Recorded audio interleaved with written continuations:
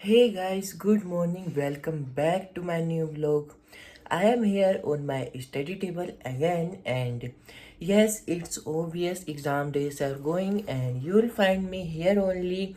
So I welcome you all quite late today, cause I was just studying my book since morning. So yes, I am starting today's vlog late in the afternoon, and today we are going to do means you can see I had completed first book in the morning. So yeah, we are going to start the contemporary world politics from today onwards.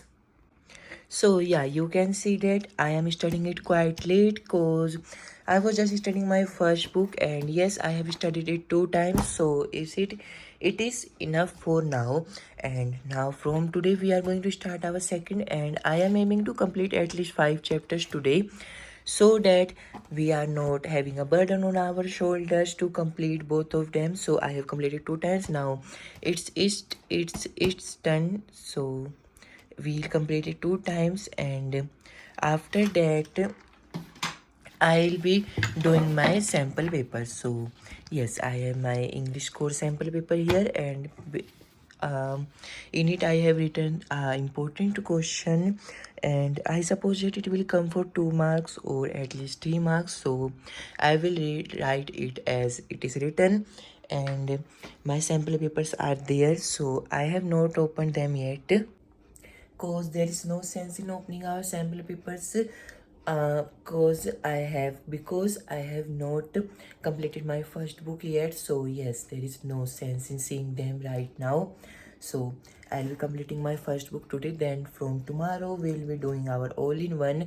So I'll be practicing questions from tomorrow, and from today we are having 6 days straight to our exam. So these are the days in which you can say मतलब जिसमें खींच के चलती हैं. So yes, अब वही समय है खींच के पढ़ने वाला. सो पीछे का बैकग्राउंड गंदा हो गया. सो मैं जो है सफाई वफाई नहीं करता हूँ भाई. और ये देखो कैसा पूरा कमरा.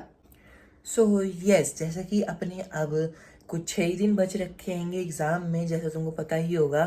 सो हम लोग क्या करते हैंगे कि अब now we are going to make a strategy for our 6 days. सो मतलब स्ट्रेटजी नहीं, बस एक ओवरव्यू कि कैसे मैं अगले 6 दिनों में पढ़ने वाला हूँ. तो सबसे पहले देखो, अगर बात करें बुक नंबर 1 की, सो बुक नंबर 1 मैंने जो है अभी तक एक बारी भी नहीं करी है. और बुक नंबर 2 की बात करें तो 2 जो है मैंने 2 बारी कर ली है. यस, और हमारे जो all in one with important questions हैं, सो इम्पोर्टेंट क्वेश्चन मेरी छोटी पेंसिल से लिखा नहीं जा रहा, तो थोड़ा बहुत कॉम्प्रोमाइज़, इसको भी एक बारी भी नहीं करा है. सो बस ये वाली हो रखी है, ये दोनों बाकी हैं.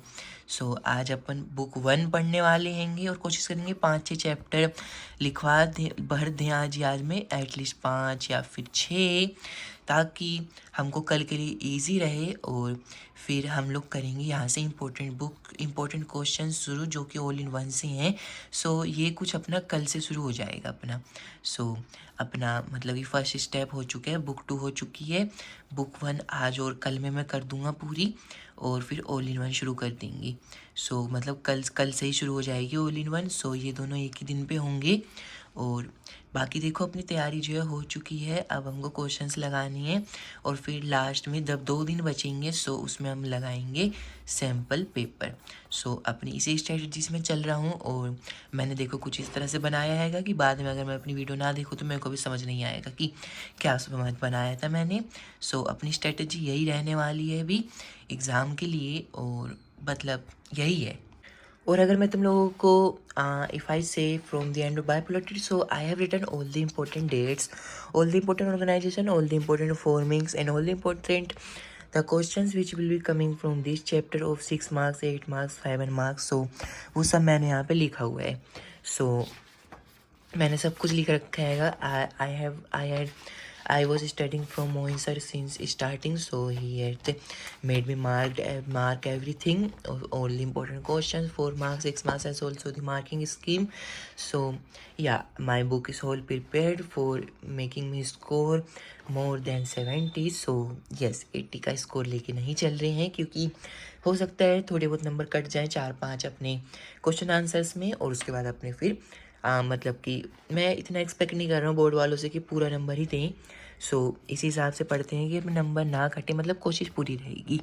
सो अपनी मैं तुमको बताऊं तो तुमको ज़्यादा इंपॉर्टेंट डेट्स नहीं दिख रही होंगी इसमें, क्योंकि मैंने बाकी की ऑल इन वन में मार्क करी है। सो यस, अगर मार्क करके रखो तो इम्पोर्टेंट चीज़ें मतलब कि अंडरलाइन रहती है तो अच्छे से ध्यान जाता है उस पर। सो चलो लेट्स स्टार्ट स्टडी एंड चलो तो पढ़ना शुरू करते हैं। Forever true.